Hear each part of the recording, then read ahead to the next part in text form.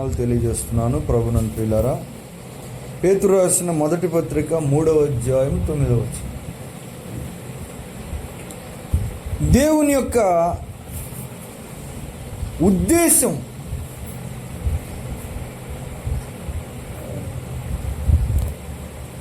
ఆయన పిలిచిన ప్రజల పట్ల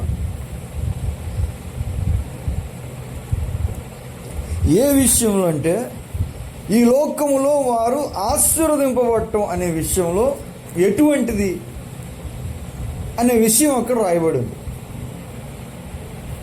ఎందుకంటే ఈ లోకములో మనం అందరం కూడా ఆశీర్వదింపబడాలని కోరుకుంటాం.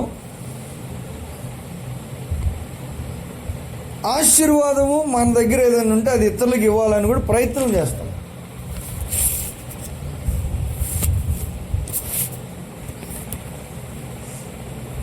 అయితే ఆశీర్వదింపబడాలని కోరుకోవటం మంచిదేనా?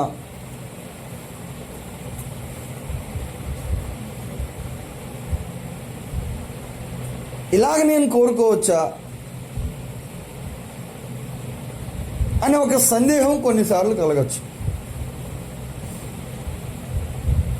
ఎలా ఉన్నానో అలాగే ఉండాలా, లేక కొన్నిసార్లు సర్దుకొని ఉండాలా, కొన్నిసార్లు ఉన్నదాన్ని కూడా మనం విడిచిపెట్టాలా, ఇలాంటి విషయాలు సందేహాలు కలుగుతూ ఉంటాయి. ఇవన్నీ కూడా వాస్తవమే ప్రభునందు ప్రియులారా. అయితే మొదటి విషయం ఏమంటే, దేవుని ఉద్దేశము చూడండి ఏముంది. మీరు ఆశీర్వాదానికి వారసులకు పిలువబడుతుంది. దేవుడు ఎందుకు పిలిచారంటే మెయిన్ కారణం ఆశీర్వదింపబడే విషయం ఆశీర్వదించాలనే. పిలిచి ప్రతి ఒక్కరిని దేవుడు ఏం చేస్తారంటే ఆశీర్వదించాలని కోరుకుంటున్నాడు, ఆశీర్వదింపబడాలని పిలిచాడు. ఎందుకంటే దేవుడు ఆశీర్వదించే దేవుడు. భూమిని సృష్టించినప్పుడు, సమస్తాన్ని సృష్టించినప్పుడు ప్రారంభంలోనే ఏమి చేయకుండా దేవుడు అన్నిటిని ఆశీర్వదించాడు.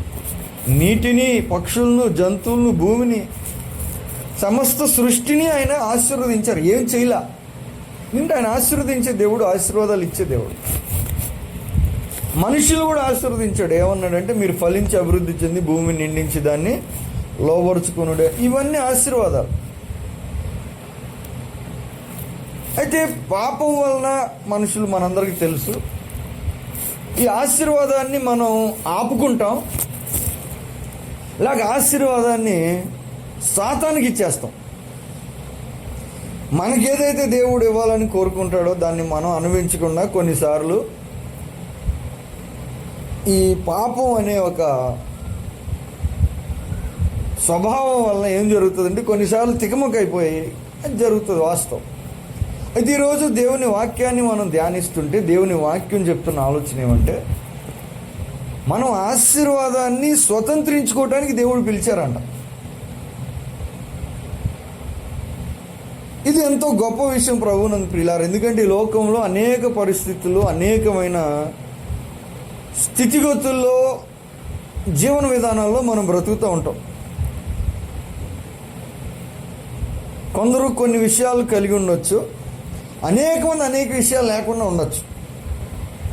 వీటిని బట్టి మనం బాధపడటం, పొందుకోవాలని ప్రయత్నం చేయటం, వీటి విషయమై మనం పరుగులు ఎత్తటం, ఇవన్నీ కూడా జరుగుతూ ఉంటాయి.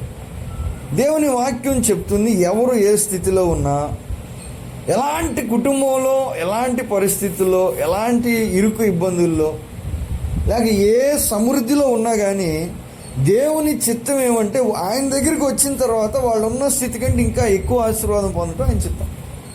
కనుక ఇప్పుడు మన కుటుంబంతో కానీ, పరిస్థితులతో కానీ, లేకపోతే వీటి గురించి కానీ మనం అంతగా బాధపడాల్సిన పని లేదు. ఎందుకంటే ఎలా ఉన్నా కానీ దీవించడానికే దేవుడు కోరుకున్నాడు, దీవెనలు ఇవ్వటానికే సిద్ధంగా ఉన్నాడు, ఇచ్చాడు కూడా. అని ఇవేవి మన దీవెనలు పొందడానికి ఆటంకం కాదు దేవుని దగ్గర. మా గ్రహించండి, లోకంలో చాలాసార్లు ఆటంకాలు కలగచ్చు, కానీ చాలా పరిస్థితులను బట్టి దేవుని దగ్గర మాత్రం ఏది కూడా ఆశీర్వాదం పొందకుండా ఆటంకం లేదు. ఇది గొప్ప సంతోషకరమైన విషయం. ఆశీర్వాదానికి వారసులు అవటానికి పిలువబడ్డాం మనం. అయితే ప్రశ్న ఏంటంటే ఆశీర్వాదం ఎలా పొందాలి, ఇది మనకు తెలియాలి. ఎందుకంటే పిలిచాడు దేవుడు, కానీ ఏం ఆశీర్వాదాలు ఉన్నాయి మా దగ్గర, ఏం ఆశీర్వదింపబడ్డాం, అసలు ఆశీర్వాదం అంటే ఏమిటి, ఇలాంటి చాలా విషయాలు ఉన్నాయి. కొన్ని మనం చూడటానికి ప్రయత్నం చేద్దాం. ఎలా ఆశీర్వాదం పొందుతాం మనం? ఇంకొక విషయం కూడా ఉంది. ఆశీర్వాదం పొందటం, ఆశీర్వాదం ఇవ్వటం, రెండు విషయాలు ఉన్నాయి. మనుషులకు అవకాశం ఉంది, మనుషులకు అలాంటి ఒక కృప కూడా ఉంది ప్రభునందు ప్రియులారా. హెబ్రీ పత్రిక 7:7 చూడండి. ఆశీర్వాదాలు మనం పొందుకోవాలి, ఆశీర్వాదాలు మనం తెలుసో తెలియకో మనం ఆశీర్వాదాలు ఇస్తూ ఉంటాం కూడా.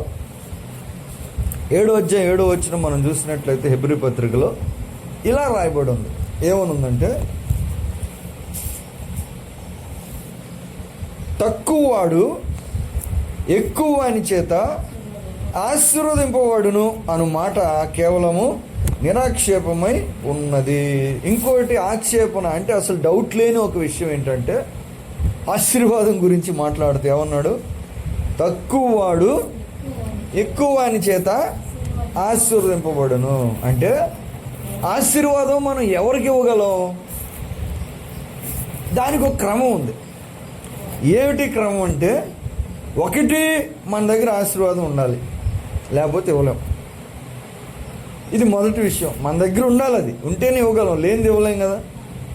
మన దగ్గర ఉండాలి, అప్పుడు మనం ఇవ్వగలం.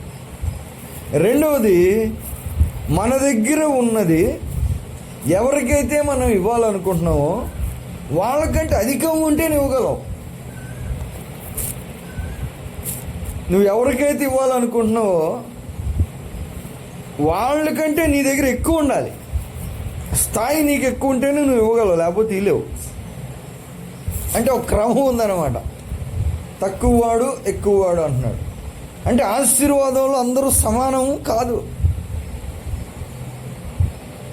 ఆశీర్వాదాన్ని కలిగి ఉండటంలో, అంటే అది వయసును బట్టి కావచ్చు, సమర్పణను బట్టి కావచ్చు, కృపను బట్టి కావచ్చు, లేక మనం కోరుకున్న ఏదేంటి కావచ్చు. కానీ ఆశీర్వాదాలు అందరి మీద సమానంగా అయితే ఉండకపోవచ్చు. ప్రతిసారి కూడా ఎక్కువ తక్కువ ఉంటాయి. నీ దగ్గర తక్కువ ఉంటే నీకంటే ఎక్కువ ఉన్నవాడిని నువ్వేమీ ఆశీర్వదించలేవు, తీసుకోగలవు. మన దగ్గర అధికంగా ఉంటేనే మనం ఇవ్వగలం. సో ఎలా పొందాలి? మనం ఇవ్వాలంటే ఏ స్థాయిలో ఉంటే మనం ఇవ్వగలం. ఈ విషయాలు కొంత ప్రారంభిద్దాం. మొదటి విషయం, బైబిల్లో ప్రభునందు ప్రియులారా, ఎలాగ మనం ఆశీర్వాదాలు పొందాలి అంటే చూడండి. ఆదికాండం 28వ అధ్యాయం. అనేక మార్గాలు ఉన్నాయి బైబిల్లో ఆశీర్వాదాలు. ఎందుకంటే మనల్ని పిలిచింది అందుకే దేవుడు. అయితే ఎలా పొందాలి, ఎలా పొందాలో కూడా వాక్యంలో చెప్పాడు దేవుడు. ఆశీర్వాదాలు వద్దు అనేవాళ్ళు ఎవరు ఉండరు? ఉంటారా? నాకు అసలు ఆశీర్వాదం వద్దండి అనేవాళ్ళు ఎవరు ఉండరు. కానీ ఎలా పొందాలో తెలియదు. చాలాసార్లు తెలియకపోవటం వలన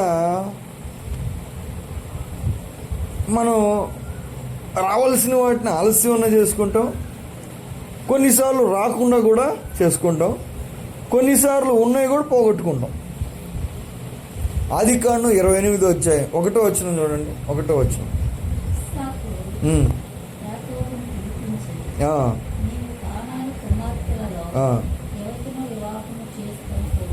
4వ వచనం చదవండి ఇప్పుడు.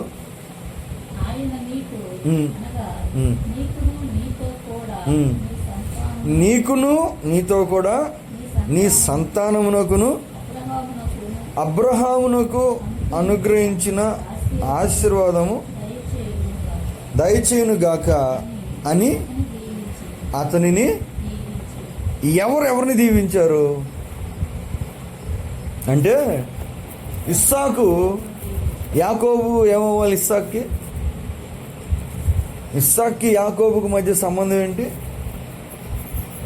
ఎవరు యాకోబు? ఎవరు? ఇస్సాక్కి కుమారుడు. దేవునికి మహిమ కలుగును గాక. బైబిల్ గ్రంథంలో దేవుని క్రమంలో ఈ సృష్టిలో ఆశీర్వాదాలు పొందే మార్గాలు అనేకములు ఉన్నాయి. అందుట్లో జనరల్ పద్ధతి ఏంటంటే తల్లిదండ్రుల నుంచి దీవెన పొందటం. ఇది ఫస్ట్ మార్గం. తల్లిదండ్రుల మీద దీవెన ఉంటుంది, దీవించే శక్తి కూడా ఉంటుంది. ఇస్సాకు యాకోబుని పిలిచాడు, పిలిచి ఏం చేశాడు? దీవించాడు అనమాట. ఆ దీవెన ఆయనకే కాదు, ఆయన పిల్లల మీద కూడా వేశాడు.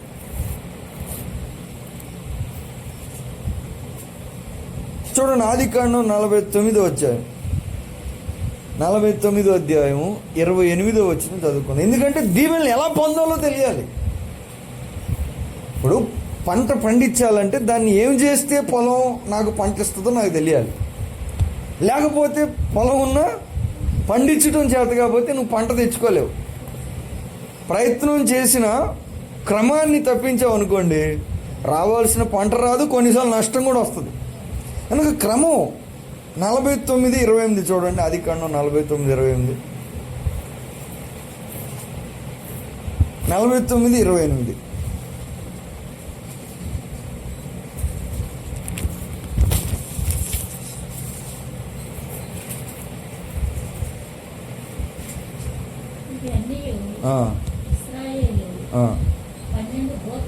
ఆ 12 గోత్రములు వారి తండ్రి వారిని దీవించుచు వారితో చెప్పినది ఇదే, ఎవరి దీవెన చొప్పున వారిని దీవించను. దేవునికి మరలా ఇదే రిపీట్ అయింది. ఇక్కడ యాకోబు దీవించాడు మళ్ళీ 12 మంది కుమారులను. అమ్మ చూడండి, ఇస్సాకేమో యాకోబుని దీవించాడు, యాకోబు మరలా ఏం చేశాడు? తన కుమారులను దీవించాడు. ఆ దీవెన మళ్ళీ అందరికి ఒకట్లేదు, ఎవరి దీవెన చొప్పున అంటే ఆత్మ నడిపింపులో ఆయన చేయటం కానీ, దేవుని చిత్తంలో చేయటం కానీ, మొత్తం మీద దేవుడు దీవెనలు ఇవ్వాలనుకున్నప్పుడు తల్లిదండ్రులను వాడుకుంటాడు. ఇది ఒక మార్గం. చాలామందికి ఈ విషయం తెలిసి ఉండొచ్చు, కానీ అంతగా దాన్ని పట్టించుకోకుండా, విలువ లేకుండా కూడా పక్కన పెడతా ఉండొచ్చు. లేకపోతే కొన్నిసార్లు కొంతమందికి తెలియకపోయి కూడా ఉండొచ్చు ప్రభునందు ప్రియులారు. ఎందుకంటే తల్లిదండ్రులు ఇచ్చే దీవెన చాలా శ్రేష్టమైందనమాట. తల్లిదండ్రులు దీవెన ఇవ్వలేదనుకోండి,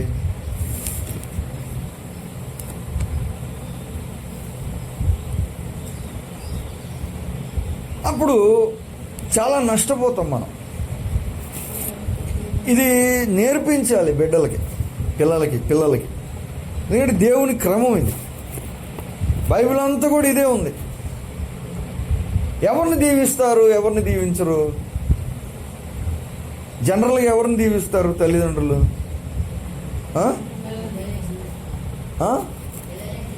జనరల్గా అందరూ తల్లిదండ్రులు బిడ్డలను దీవిస్తారు. ఈ దీవెనలో బాగా ఇష్టంగా ఎవరిని దీవిస్తారు చెప్పండి? ఎవరినైనా కానీ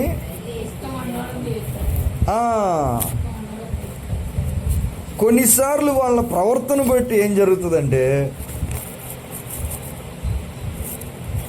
పిల్లలు తల్లిదండ్రుల మాట వినటం, వినకపోవటం, గౌరవించకపోవటం, లేకపోతే వాళ్ళకి సంతోషం కలుగజేయటం, సంతోషం కలుగజేయకపోవటం,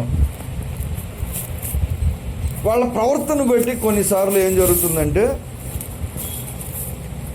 దీవెన తెచ్చుకోలేరు, పైగా సమస్యలు కూడా తెచ్చుకుంటారు. ఎందుకంటే తల్లిదండ్రులు బాధపడితే కలిసి రాదు. అది వాళ్ళకు తెలిసి ఉండొచ్చు, తెలియకపోయి ఉండొచ్చు, కానీ ఇది మాత్రం వాస్తవం. చాలాసార్లు జరిగింది ఇది, ఇప్పటికీ జరుగుతుంది.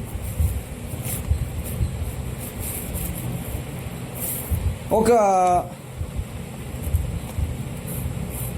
పాస్టర్ గారు చెప్పాడు, పెద్ద ఆయన మన రాష్ట్రంలోనే.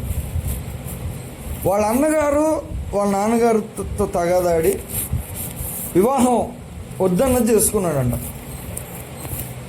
వాళ్ళ మాట ఇంట్లో ఈయనేదో చేసాడు. మొత్తం మీద ఆ వివాహం విషయంలో మాట వినకుండా పెళ్లి చేసుకుని కోపం తెప్పించాడు తండ్రికి. ఆయన కోపంలో వాళ్ళ నాన్నగారు తిట్టాడంట కుమారుని. అరే నీ పుట్టి పిల్లలు అనేసాడు పిల్లల మీద. ఈయన పట్టించుకోవాలా, చూద్దాంలే లెక్క చేయకుండా ఆయన వెళ్ళాడు. వివాహం అయింది. బిడ్డలు పుట్టినప్పుడు ఒక కొడుకు మోగోడు అయిపోయాడంట.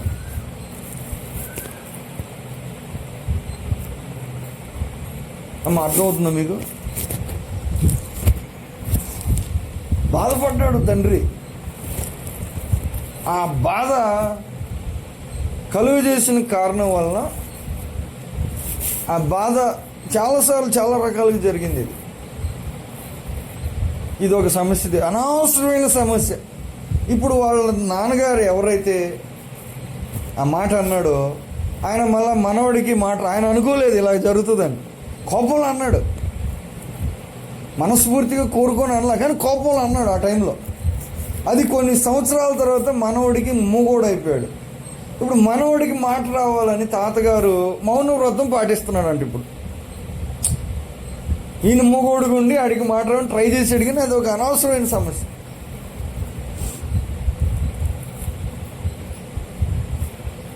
ఇంకోసారి నాకు బాగా తెలిసిన దగ్గర వాళ్ళు కలిగిస్తే తల్లిదండ్రులకి అది కలిసి రాదు. చాలాసార్లు ఈ విషయాన్ని పట్టించుకోరు అనమాట. తల్లిదండ్రులను లెక్క చేయకుండా, తల్లిదండ్రులను పట్టించుకోకుండా ఏ రకంగా అయినా కానీ కొన్నిసార్లు ప్రవర్తిస్తుంటారు. ఒకసారి ఇంకొక ఫ్యామిలీలో అంతే జరిగింది. వాళ్ళు ఏం చేశారో వాళ్ళ తల్లిదండ్రులకి సేమ్ వాళ్ళ పిల్లలు మళ్ళీ వాళ్ళకి అంతే చేశారు. వీళ్ళు ఏం చేశారో అదే జరిగింది వాళ్ళకి. ఈ మాట ఇద్దరు చెప్పారు. అప్పుడు నాకు అర్థం కాలేదు మా నాన్న బాధ, ఇప్పుడు అర్థమవుతుంది అంటున్నాడు 20 ఏళ్ళు అయ్యాక. అంటే 20 సంవత్సరాలు అయినా కానీ వాళ్ళు చేసింది మరలా ఏం జరిగింది? తల్లిదండ్రులు బిడ్డల విషయంలో అంటే తల్లిదండ్రుల నుంచి దీవెన తెచ్చుకోవటం ఉంది. తల్లిదండ్రులను బాధ పెట్టినప్పుడు వీళ్ళ జీవితంలో సమస్యలు. ఇది ఒక మార్గం ప్రభువుని, ఇది నేర్పాలి. ఇది జనరల్ అందరికీ వర్తిస్తుంది. జనరల్ రూల్ మొదటి రకం. రెండో రకం చెప్తా చూడండి. రెండో రకం ఆశీర్వాదం ఎలా పొందుతామంటే ఆదికాండం 14వ అధ్యాయం. ఆదికాండము 14వ అధ్యాయము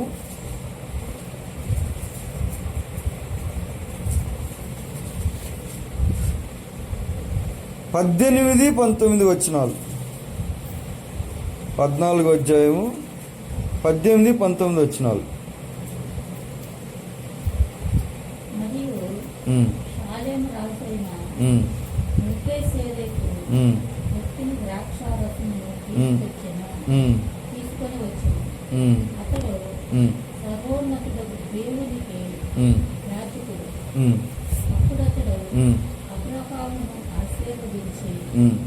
ఆకాశమునకు భూమికిని సృష్టికర్తయును సర్వోన్నతుడైన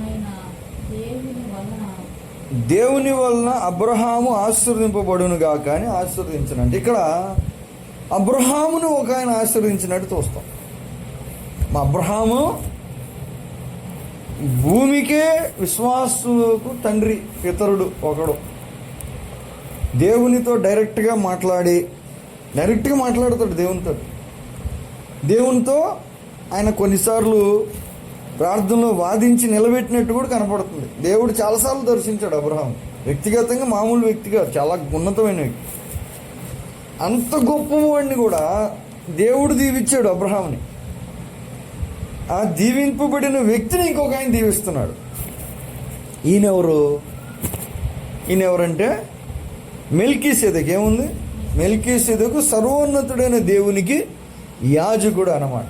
ఇంకా రెండవ దీవెన ఏంటంటే ఒక వ్యక్తి ఎంత దీవెనలు పొందినా కానీ కొన్ని దీవెనలు ప్రత్యేకంగా యాజకుల మీద ఉంటాయి, అంటే సేవకుల మీద. ఇది రెండవ మార్గం. ఒకటి తల్లిదండ్రుల మీద పెట్టాడు, వాళ్ళు ఇవ్వగలరు దీవెనలు. రెండు యాజకుల మీద పెట్టాడు అనమాట.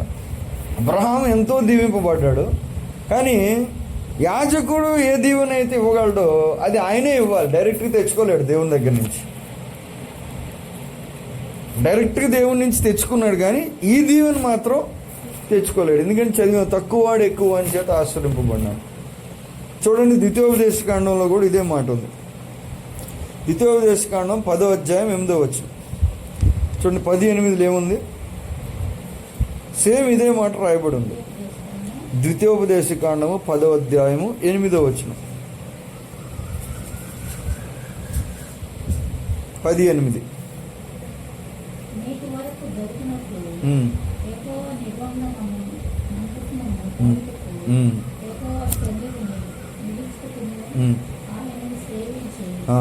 ఆయన నామమును బట్టి జీవించు ఆయన నామమును బట్టి దీవించుటకు లేవి గోత్రపు వారిని ఆ కాలమును యెహోవా ఏర్పరచుకొనెను. అక్కడ యాజకుడు దీవించాడు ధర్మశాస్త్రానికి ముందు కాలంలో.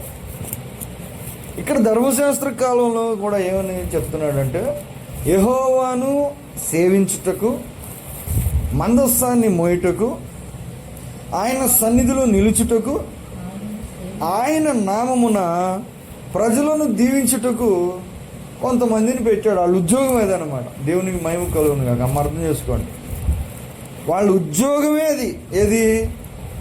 ప్రజలను దీవించటం. అంటే వాళ్ళ మీద పెట్టాడు దీవెన. వాళ్ళు ఇవ్వగలరు. కొన్ని పనులు చేసినప్పుడు వాళ్ళు దేవుని దగ్గర ఉన్న సంబంధం బట్టి, వాళ్ళు గడిపే విధానం బట్టి యాజకుల మీద ఉంటుంది. అంటే సేవకుల మీద ఆశీర్వాదం ఉంటుంది. ఇది వాళ్ళు ఇస్తేనే వస్తుంది. కొన్ని తల్లిదండ్రులు ఇవ్వగలరు, కానీ అన్ని తల్లిదండ్రుల మీద లేవు. కొన్ని సేవకులు మాత్రం ఇవ్వాలి. అర్థం చేసుకోండి. ఎందుకంటే వాళ్ళకు అది ఉద్యోగంగా దేవుడు పెట్టాడు, వాళ్ళని ప్రత్యేకించాడు. వాళ్ళ పనే అది. ఎందుకంటే దేవుని ఏర్పాటు చిత్తం, మనుషుల జ్ఞానంగా దేవుని జ్ఞానంలో అలా పెట్టాడు. అయితే కొంతమంది సేవకుల్ని కొన్నిసార్లు లెక్క చేయరు అనమాట.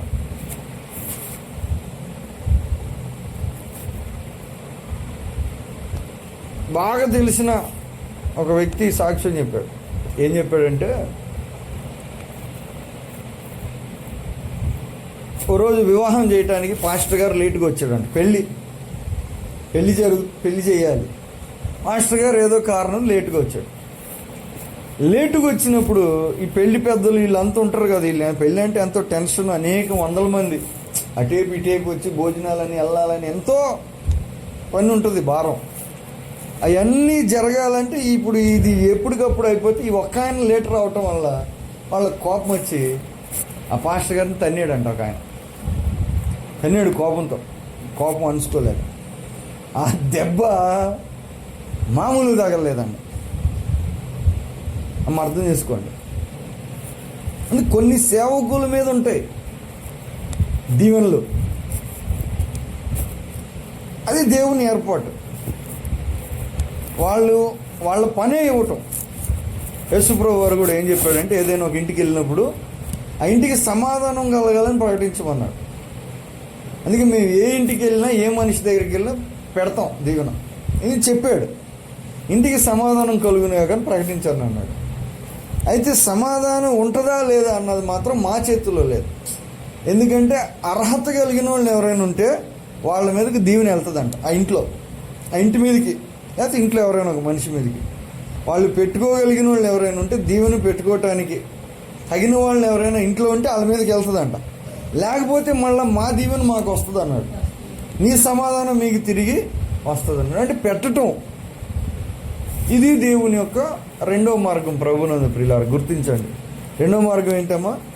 రెండవది ఏమిటంటే సేవకుల ద్వారా దీవెనలు ఇస్తాడు. ఇది ఒక మార్గం. ఇది కొంతమంది తెచ్చుకోగలరు, కొంతమందికి ఇది అర్థం కాదు. తల్లిదండ్రుల నుంచి దీవెన, సేవకుల నుంచి దీవెన. మూడోది ఏమంటే ఎవరికి వాళ్ళు తెచ్చుకోవటం డైరెక్ట్గా. ఎలాగంటే చూడండి, ఆదికాండంలో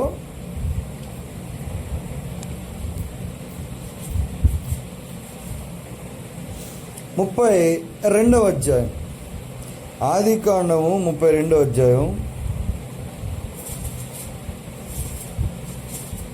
ఇది ఒక మార్గం అన్నమాట. 32వ అధ్యాయము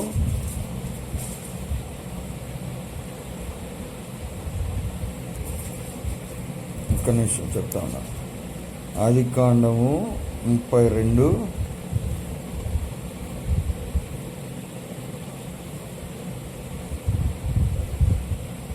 26వ వచనం చదవండి. ఆయన తెల్లవారుచున్నది కనుక ఉమ్, నన్ను పోనిమ్మనగా ఉమ్, ఇతడు ఉమ్. నీవు నన్ను ఆశీర్వదించితేనే కానీ ఉమ్, నిన్ను పోనిమ్మనను. ఉమ్. ఆయన నీ పేరేమని ఎదురుగా చాలు చాలు చాలు. ఇది మూడో మార్గం. మూడో మార్గం ఏంటి? యాకోబు ద్వారా ఈ మార్గం ఈ లోకానికి బయలుపరచబడింది ఆయన జీవితంలో. యాకోబు ఏం చేశాడంటే రాత్రంతా దేవునితో పెనుగులాడాడంట. మనకు తెలుసు కదా. ఏమని పోట్లాడుతున్నాడు అంటే ప్రార్థన. ఆ ప్రార్థన కూడా ఏ స్థాయికి వెళ్ళిపోయిందంటే ఒక మనిషి కలబడినట్లుగా ఆత్మతో పెనుగులాడినని ఉంది. యాకోబు మోసగాడు, మోసం చేశాడు, అన్నం చేశాడు, తండ్రిని చేశాడు. అక్కడ మామగారి విషయంలో కూడా మొత్తం మీద యాకోబు. కానీ ఇక్కడికి వచ్చేటప్పటికి ఒక వివేకం కలిగిన పని చేశాడు. ఏం చేశాడంటే డైరెక్ట్గా దేవుని దగ్గరికి వెళ్ళాడు దీవెనల కోసం, దేవునికి మహిమ కలుగును కాదు. మోసగాడైనా కానీ ఆయన ఏం చేశాడు? దేవుని దగ్గరికి వెళ్ళి నన్ను నువ్వు దీవిస్తేనే పోనిస్తాను అంటున్నాడు. ప్రార్థన చేశాడు, రాత్రి అంతా పెనుగులాడు. ఆయన ఏమన్నాడంటే పోనీయమంటే ఆశీర్వదిస్తే తప్ప పోనీయను అన్నాడు. చివరికి దేవుడు ఏం చేశాడంటే యాకోబు కోరిన ప్రకారం యాకోబును ఆశీర్వదించాడు. ఆ ఆశీర్వాదం ప్రపంచ చరిత్రనే మార్చేసింది. ప్రపంచమే మారిపోయింది ఒక వ్యక్తి చేసిన ప్రార్థన పోరాటం వల్ల. ఇశ్రాయేల్గా మారిపోయాడు. తర్వాత ఫ్యూచర్ అంతా మొత్తం చేంజ్ అయిపోయింది. ఆయన దేవుని ముఖాముఖిగా చూసి బతికానని చెప్తున్నాడు. అంటే మూడో మార్గం ఏంటంటే మనం ప్రార్థనలో ఎవరి కాళ్ళు తెచ్చుకోవటం, దేవుని దగ్గర ప్రార్థించి తెచ్చుకోవటం. మనం చూడండి మూడవ మార్గం ప్రార్థనలు. ఇది యాకోబు ఒకటే కాదు, యబ్బేజు అని ఒక ఆయన కూడా చేశాడు. చూడండి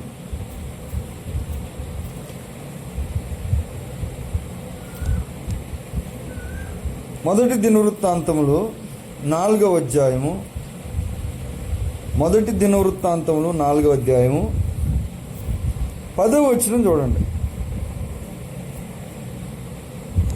మొదటి దినవృత్తాంతములు 4వ అధ్యాయం 10వ వచనం. యెహోవా ఇశ్రాయేలీయుల దేవుని గూర్చి మొరపెట్టి నీవు నన్ను నిశ్చయముగా ఆశీర్వదించి నా సరిహద్దులు విశాలపరిచి నీ చేయి నాకు తోడుగా ఇంత దయచేసి నాకు కీడు రాకుండా దానిలో నుండి నన్ను తప్పించుము అని ప్రార్థింపగా దేవుడు అతడు మనవి చేసిన దానిని అతనికి దయచేసాను. ఇక్కడ యబ్బేజు అనే ఒక వ్యక్తి జీవితంలో కూడా ఏముంది? అతడు దేవుని గూర్చి మొరపెట్టి నీవు నన్ను నిశ్చయంగా ఆశీర్వదించమని ప్రార్థన చేస్తున్నాడు. ఏం చేస్తున్నాడు? నన్ను ఆశీర్వదించాలి. యాకోబు చేసిన ప్రార్థన మరలా కొన్ని వందల సంవత్సరాల తర్వాత ఎవరు చేశారు? మళ్ళా యబ్బేజు అని ఆయన చేసినట్లు కనపడుతుంది. మరి మిగతా వాళ్ళు చేయలే, మరి ఎందుకు చేయలేదు తెలియదు. అప్పటికే ఆ మార్గం బయలుపడింది. 3700 సంవత్సరాల క్రితమే ఉంది ఇది ఛాన్స్. కానీ ఈ రోజుకి కూడా అసలు ఈ మార్గాన్ని ఎంతమంది వాడుకుంటున్నారని సందేహం. మార్గం అయితే ఉంది. మూడో మార్గం ఏంటి? డైరెక్ట్గా దేవుని దగ్గరికి వెళ్ళి ప్రార్థన చేసి మొరబెట్టి కన్నీరు గార్చి పెనుగులాడి ఏం తెచ్చుకోవచ్చు? ఆశీర్వాదం తెచ్చుకోవచ్చు. ప్రపంచాన్ని గొప్ప ఉన్నతమైన మామూలు ఆశీర్వాదం రాదనమాట. ఈ ప్రార్థనలు చేసే ఆశీర్వాదం డైరెక్ట్గా తల్లిదండ్రుల నుంచి వచ్చేది ఒకటి, సేవకుల నుంచి వచ్చేది ఒకటి, ఎవరికి వాళ్ళు వ్యక్తిగతంగా దేవుని దగ్గర ప్రార్థనలో వచ్చేది ఒకటి. అయితే తక్కువ మంది వాడతారు దీన్ని. వింటారు, తెలుసు అందరికీ. యాకోబు తెచ్చుకున్నాడు. మళ్ళీ కుమారుల్లో కానీ మనవరాలు ఎవరు తెచ్చినట్టు కనిపించలే. మళ్ళీ యబ్బేజు అనే ఒక వ్యక్తి, ఆయన కూడా ఎందుకు తెచ్చుకున్నాడు? ఎందుకంటే ఆయన వేదన అనే ఒక పేరు పెట్టారు ఆయనకి. యబ్బేజు అంటే వేదన, అంటే పుట్టేటప్పుడే ఏదో వేదన పడి కంటినని తల్లి ఆ పేరు. మంచి పేరు పెట్టలేదు. ఏదో మొత్తం మీద ఆయనకు బాధ కలిగే పరిస్థితి కానీ, ఆయన వలన బాధ కలగటం కానీ, మొత్తం మీద ఆయనకి ఏదో బాధ, వేదన, ఆ పరిస్థితిలో ఆయన ఉన్నాడు కాబట్టి దాన్ని బట్టి ఆయన ప్రార్థన చేస్తుంటాడు. ఎందుకంటే ఎవడు చేయలా, తెలుసు అందరికీ. దేవుని దగ్గర పోరాడి పెనుగులాడితే గొప్ప దీవెనని అందరికీ తెలుసు. కానీ ఎంతమంది ఈ మార్గాన్ని వాడుకుంటున్నారు అనేది మాత్రం సందేహం. చాలా వేలలో కూడా ఒకడు ఉంటాడు, డౌటే. పోరాడితే దేవుడు ఇస్తాడు, ప్రార్థన ఆశీర్వాదం కోరుకుంటున్నాం, వెతుకుతున్నాం, కావాలని మనం ఇష్టపడుతున్నాం. కానీ ఎలా తెచ్చుకోవాలో ఇది ఒక మార్గం. ప్రార్థించినప్పుడు దేవుడు ఏం చేస్తాడు? ఆశీర్వాదం ఇస్తాడు. ఇది మూడో మార్గం. వీటన్నిటికంటే శ్రేష్టమైన మార్గం ఇంకొకటి ఉంది, ప్రభువునందు ప్రియులారా. ఎందుకంటే ఈ ఆశీర్వాదాలు పొందే మార్గాలు మనకు తెలియాలి. ఇంకా శ్రేష్టమైన మార్గం ఏమిటంటే ద్వితీయోపదేశకాండము చూడండి. ద్వితీయోపదేశకాండం 31వ అధ్యాయం.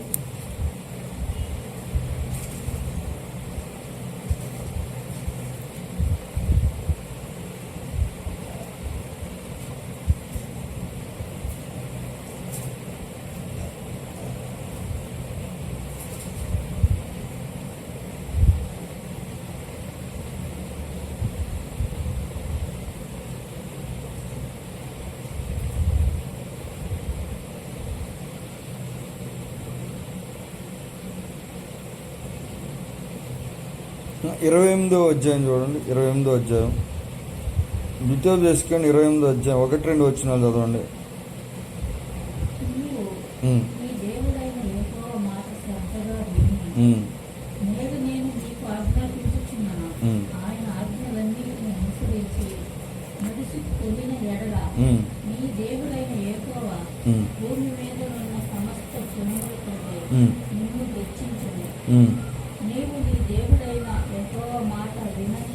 చాలమ్మా, చాలు. ఏమని చెప్తున్నాడు? 4వ మార్గం ఏంటంటే, 1 తల్లిదండ్రుల నుంచి తెచ్చుకోవటం, 2 సేవకుల నుంచి తెచ్చుకోవటం, 3 వ్యక్తిగతంగా మనం ప్రార్థన చేసి తెచ్చుకోవటం, 4 మనము దేవుని మాట వినే విధానంలో మనం అడగాల్సిన పని కూడా లేదంట. ఆయనే వచ్చి దీవిస్తాడని చెప్తున్నాడు. అసలు అడగాల్సిన పని కూడా లేదు. మాట విని ఆయన ఏదైతే దేవుడి చిత్తం ఉందో, ఇలా బ్రతకాలి, ఇలా చేయాలి, ఇలా చేయకూడదని, దేవుని క్రమాలు ఏవైతే ఉన్నాయో, విధానాలు, అవి మనం చేస్తూ ఉంటే అసలు ఆశీర్వాదాలు మనం అడగక్కర్లేదంట, ఆయనే వచ్చి దీవిస్తాడని ఉంది బైబిల్. ఒక ఆశీర్వాదం కాదనమాట, ఎన్ని ఆశీర్వాదాలు చెప్పాడంటే, నీ పిండి పిసుగు తొట్టి దీవింపబడిన అంటున్నాడు, నూనె బుడ్డి దీవింపబడింది, పొలాన్ని దీవిస్తాడంట, వెళ్ళేటప్పుడు దీవెనంట, వచ్చేటప్పుడు దీవెనంట, గొర్రెలకు, పశువులకు, మేకలకు, ఆవులకి దీవెనంట, పొలంలో పంటకి దీవెనంట, బిడ్డలకి దీవెనంట, ఎటు చూస్తే అటు దీవెన. విస్తారమైన దీవెనలు, మామూలు దీవెనలు కాదు. మనుషులు ఇస్తే 1-2 ఇచ్చారు, ఈయన తెచ్చుకుంటే ఏదో కొన్ని తెచ్చుకుంటాడు. అని దేవుడు అక్కడ చెప్పిన దీవెనలు బహు ఆశ్చర్యాన్ని కలిగిస్తాయి, బహు సంతోషాన్ని కూడా కలిగిస్తాయి. ఇది అడగకుండానే ఇస్తున్నాడు. ఆయనే చెప్తున్నాడు, అడగాల్సిన పని లేదు.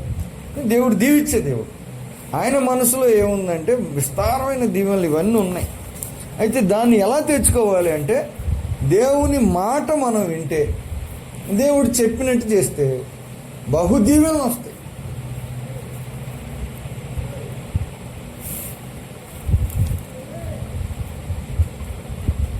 ప్రభువునందు ప్రియులారా, మనం కోరుకుంటాం కానీ మార్గం ఒక్కోసారి మనకు తెలియదు. అడగాల్సిన పని లేదు. రకరకాల దీవెనలు చూడండి. కీర్తనల గ్రంథం 1వ కీర్తన, దేవుని మాట వింటే దీవెనలు దేవుడే ఇస్తారు. అందుట్లో ఏం మాట వింటే ఎలాంటి దీవెన వస్తుందో చూద్దాం. 1వ కీర్తన చూడండి. కీర్తనల గ్రంథము 1వ కీర్తన 2వ వచనం చూడండి.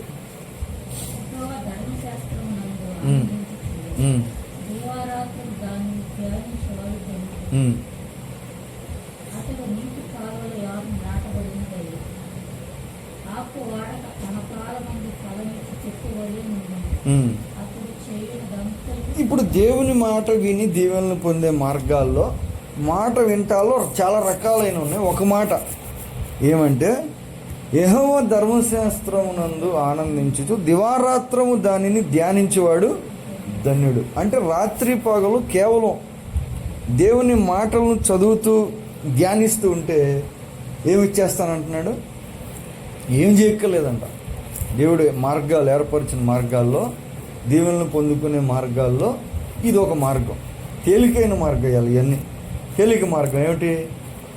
దేవుని వాక్యాన్ని దివారాత్రులు ధ్యానించుచు ఉంటేనే, చదువుతూ ఉంటేనే, ధ్యానిస్తూ ఉంటేనే అది దీవెనలు తెచ్చేస్తుందంట. దేవుని వాక్యంలో ఉంది. చాలామందికి కూడా నేర్పాం. ఇంతకుముందు చెప్పాను కదా, 3 అధ్యాయాలు 5 అధ్యాయాలు చదవమని యవ్వన బిడ్డలకు నేర్పితే వాళ్ళు క్రమక్రమంగా పట్టుదలతో చదివితే చాలు. ఏమి చేయక్కల్లా.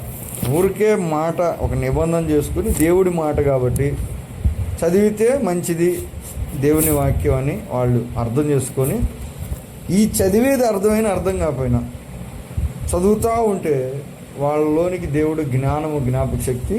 చాలామంది సాక్ష్యం ఇచ్చారు ప్రభునందు పిల్లలు. కీర్తనల గ్రంథంలో కూడా, ప్రకటన గ్రంథంలో కూడా ఉంది. చూడండి, ఇదే మాట ప్రకటన గ్రంథంలో కూడా ఉంది. ప్రకటన గ్రంథంలో కూడా ఏమనుందంటే 3వ వచనం, 1వ అధ్యాయం 3వ వచనం, 1-3. సమయం సమీపించినది. ఆ. ఈ ప్రవచన వాక్యములు చదువువారును, వాటిని విని ఇందులో వ్రాయబడిన సంగతులను కైకొని వారును ధన్యులు. ఎవరెవరంట ధన్యులు? అంటే ఆశీర్వదింపబడిన వాళ్ళు. ఎవరు? చదివేవాడు. చదివేవాడు దీవింపబడతాడు అంటున్నాడు. ఇందులో విని సంగతులను దాని ప్రకారం చేసేవాడు కూడా దీవింపబడతాడంట. రెండు మెట్లు చెప్తున్నాడు ఆశీర్వాదం. చదివే వాళ్ళకి దీవెన. ఊరికి చదివితే వస్తుంది దీవెన. చూడండి, ఇప్పుడు దీవెనలు కావాలని కోరుకుంటున్నాం. ఇక్కడ ఒక మార్గం ఉంది. ఏమిటి? అయితే చదవనా దీవెన వస్తుందంట. చదవకపోయినా ఎవరైనా చదివితే విని, ఎందుకంటే ఈ రోజుల్లో యాప్ వచ్చింది తేలిక. ఇంతకుముందు ఒక వ్యక్తి చదవాలి, లేకపోతే మనకు చదువు రావాలి. ఇప్పుడు ఏమొచ్చిందంటే బైబిల్లో యాప్లో వచ్చింది. ఫోనే చదువుతుంది, మనం చదవక్కల్లా. ఫోన్ చదువుతుంది, ఆన్ చేస్తే అదే చదువుతూ ఉంటుంది. విని దాని ప్రకారం చేస్తే కూడా చూడండి, అర్థమవుతుంది మీకు. చదివితేనే దీవెనలు తెచ్చుకుంటారు. ఇప్పుడు మనం చదువుతున్న పేతురు పత్రిక చూడండి. పేతురు రాసిన మొదటి పత్రిక. చాలా రకాలైన దీవెనలు ఉన్నాయి బైబిల్లో, అదని ఇదని కాదు. అయితే మార్గాలు ఏం చేస్తే దీవెన అంటే ఇక్కడ ఒక మార్గం చెప్పాడు. చూడండి ఏమంటున్నాడు. పేతురు రాసిన మొదటి పత్రిక 3:9 ఏముంది? ఆశీర్వాదమునకు వారసులగుటకు మీరు పిలువబడుదురు. కనుక కీడుకు ప్రతి కీడైనను, దోషముకు ప్రతి దోషమైనను చేయక దీవించుము. ఏం చేయమంటున్నాడు? కీడుకి ప్రతి కీడు. ఇది ఒక పద్ధతి దీవెనలు తెచ్చుకోవటం. కీడుకు ప్రతి కీడు చేయకుండా, అంటే మనల్ని ఎవరైనా ఏదన్నా చేస్తే మనం జనరల్గా ఏం చేస్తాం? పాత నిబంధనలు ఏముందంటే కంటికి కన్ను పంటికి పన్ను అని ఉంది. వాళ్ళు ఏదైనా చేస్తే మనం కూడా దాన్ని వాళ్ళకి చేయటం న్యాయమే, అనుమతి కూడా ఉంది. కానీ దేవుని ఆశీర్వాదాన్ని పొందే మార్గం అది కాదు. కొత్త నిబంధనలకు వచ్చేటప్పటికి ఆయన ఏం చెప్తున్నాడంటే, దూషణకు ప్రతి దూషణ చేయక ఏం చేయాలంట? ఏం చేయాలంటే దీవించమంటున్నాడు. ఇది ఒక మార్గం. మనం దీవెనలు తెచ్చుకోవటానికి దేవుని చేత పిలువబడ్డాం కాబట్టి, దీవెనలు తెచ్చుకోవటానికి మనం ఏం చేయాలంటే, కొన్నిసార్లు మనల్ని ఎవరైనా బాధ పెడితే మనం జనరల్గా ఏం చేస్తామంటే తిరిగి మనల్ని తిడతాం. ఇది ఒక రకం. లేదు, మంచోళ్ళు ఏం చేస్తారంటే దేవుడు చూసుకుంటాడని ఇడిచిపెడతారు. పోనీలే మనకెందుకు వచ్చింది. జనరల్గా ఎక్కువ మంది ఈ కేటగిరీలో ఉంటారు. పోనీలే మనకెందుకు వచ్చింది, ఏమోలే కాదు. అయితే ఇక్కడేం చేయమంటున్నాడంటే, ఎవరైనా మనని ఇలా చేసినప్పుడు ఊరికే ఉండకుండా వాళ్ళకి హాని చేయొద్దు. అది జనరల్గా అందరికీ అర్థమైంది. ఎక్కువ భాగం మనం ఏం చేస్తామంటే మౌనంగా ఉంటాం. మనం ఏమనం, మంచి కానీ చెడు కానీ పలకకుండా మన మనాన్ని మనం ఉంటాం. ఇలా చేయకుండా ఏం చేయమంటున్నాడు? వాళ్ళని తిరిగి దీవించమని చెప్తున్నాడు దేవుడు. దేవుడు చెప్పాడు ఇది. అలా ఎందుకు చేయాలి అంటే, నీకు ఏమొస్తుంది, అవతలోడికి దీవెన వస్తుందో రాదో తెలియదు, కానీ నీకు మాత్రం దీవెన వస్తుంది అంటున్నాడు. ఎందుకంటే వాళ్ళు అర్హత ఉంటే పెట్టుకుంటారు, అర్హత లేకపోతే పెట్టుకోలేరు. కానీ మనం దీవించినప్పుడు ఆ దీవెన ఏమొచ్చేస్తుంది?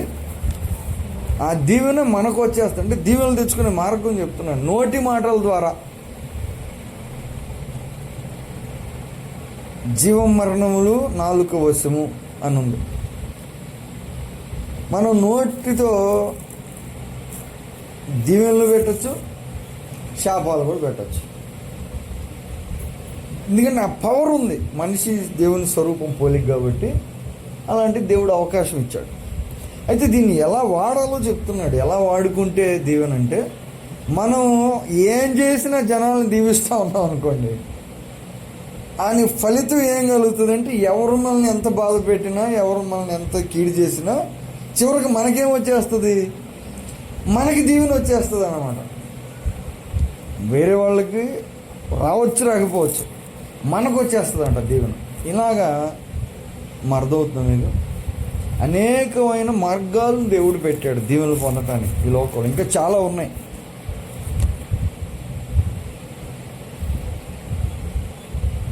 ఏ పని దేవుని మాట విన్నా కూడా దీవెన వచ్చేస్తుంది. ఇది బహుశ్రేష్టమైన మార్గం ప్రభునందు ప్రియుల. అయితే చాలాసార్లు దేవుని ప్రజలు ఏం చేస్తారంటే, వీటిని మనం చెయ్యం. ఇది నా మాట కాదు, దేవుడు చెప్తున్నాడు. ఏమని చెప్తున్నాడంటే, పెదవులతో నన్ను ఆరాధించుచున్నారు కానీ హృదయం దూరంగా ఉందన్నాడు. అంటే ఎంతో భక్తి చేస్తున్నారంట, కానీ భక్తి హృదయం అసలు దేవునికి దగ్గరగా లేదండి. మరి దేవునికి దగ్గరగా లేకుండా భక్తి ఎలా చేస్తున్నారు? ఎందుకు చేస్తున్నారు? ఇది మనం ఆలోచించాలి తర్వాత ఎప్పుడైనా. కానీ ఇప్పుడు దాని ఫలం ఏమంటే, మనకి పెద్ద దీవెన రాదు. ఇది ఫైనల్ రిజల్ట్. దేవుని ప్రజలు చాలామంది దీవెన తెచ్చుకోలేకపోతున్నారు. దేవుని దగ్గర ఉన్నాయి, దీవెన ఇస్తున్నాడు, ఇవ్వాలని కోరుకున్నాడు, పిలిచిందే దీవింపబట్టాక అంటున్నాడు, కానీ మనం తెచ్చుకోలేకపోతున్నాం.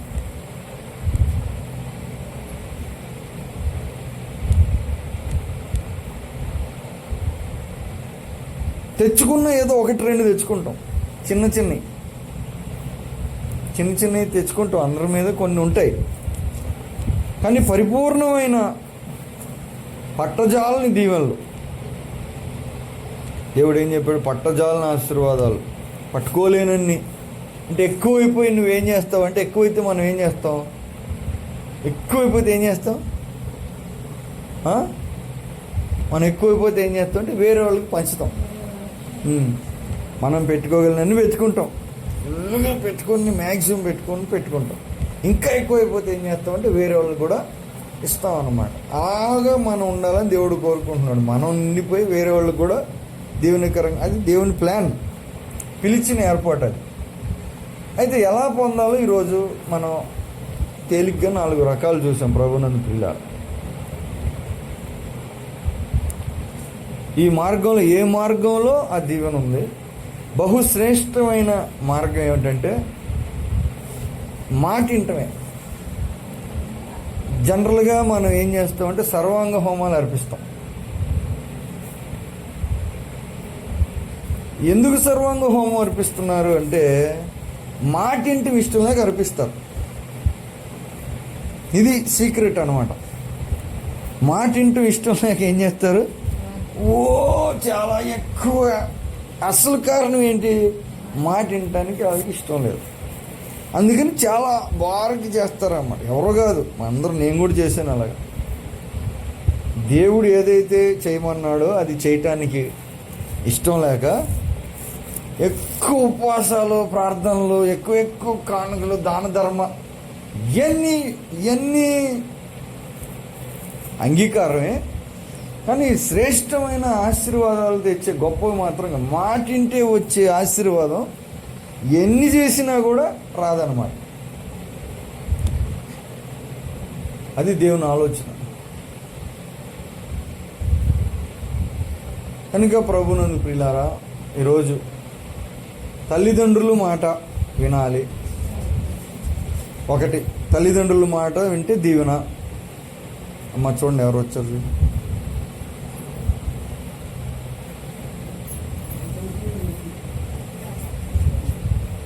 రెండు, దేవుని సేవకుల ద్వారా దీవెన. మూడు, వ్యక్తిగతంగా మనం దేవునితో ప్రార్థనలో తెచ్చుకునే దీవెన. బహుశ్రేష్టమైంది ఏంటంటే దేవుని మాట వినటం ద్వారా దేవుడే మనకు ఇచ్చే అమూల్యమైన ఈ దీవెనలు మన రకాలు ఉన్నాయి. శరీరపరమైన దీవెనలు ఉన్నాయి, లోకపరమైన సమాజపరమైన దీవెనలు ఉన్నాయి, ఆత్మ సంబంధమైన దీవెనలు ఇంకా ఎన్నో ఉన్నాయి. అవన్నీ చూడటానికి టైం లేదు.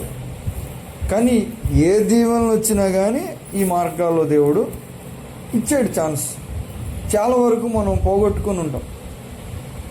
తల్లిదండ్రులు ఇప్పుడు వయసు ఎక్కువైపోయింది, చిన్నప్పుడు మాటినుంటే ఇప్పుడు దీవెన వచ్చేది. ఇప్పుడు లేట్ అయిపోయిందిగా, ఇప్పుడు చాలా లేట్ అయిపోయి ఉంటుంది. కొన్నిసార్లు తల్లిదండ్రులకి ఇంకా ఛాన్స్ మనకి ఉండకపోవచ్చు, ఏమన్నా కొంచెం ఉంటే కూడా ఉండొచ్చు. అదైనా మంచిది. సేవకుల ద్వారా ఎప్పుడు తెచ్చుకోవచ్చు, ఎనీ టైం ఉంది ఛాన్స్. దేవునితో ప్రార్థనలో గడిపి దీవెనలు తెచ్చుకోవటం, ఈ మార్గాన్ని కూడా మనం ట్రై చేయాలి. దేవుని మాట వింటే వచ్చే దీవెనలు ఆశ్చర్యకరమైన దీవెనలు. ప్రభునందు ప్రియులారా, గొప్ప వెలుగు, గొప్ప సమాధానం, గొప్ప ధైర్యం, గొప్ప కృప, బలం ఉంటుంది దేవుని మాట వినేవాళ్ళలో. వాళ్ళ ద్వారా ఇవి జరుగుతాయి. కనుక ఆశీర్వాదాలు కావాలని కోరుకుంటున్నాం, దేవుడు ఇవ్వటానికి పిలిచాడు. అయితే ఈ మార్గాల్లో మనం ఉన్నామా లేమా?